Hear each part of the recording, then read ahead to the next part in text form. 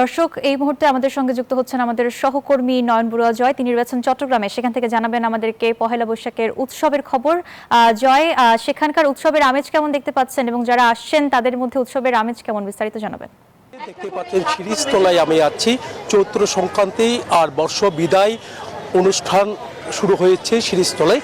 DC hill সহ অন্যান্য জায়গায়ও কিন্তু যে বর্ষবরণের যে একটা প্রস্তুতি, সেই প্রস্তুতি কিন্তু তাদের শেষ করেছে।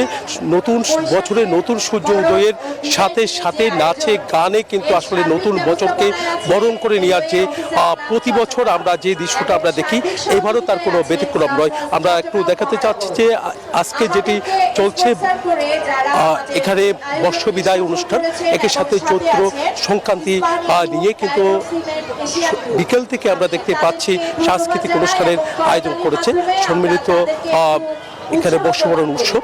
তাদের আয়োজনে কিন্তু আগামীকাল বর্ষবরণ উৎসবও কিন্তু এখানে হবে শিরিষতলায়। কিন্তু সিআরবির শিরিষতলায় প্রতি বছরের ন্যায় এই বছরও আমরা দেখতে পাচ্ছি তাদের যে আয়োজন, সেই আয়োজনে কিন্তু এখানে বিভিন্ন জায়গা থেকে বিভিন্ন শ্রেণী-পেশার মানুষ তারা ছুটে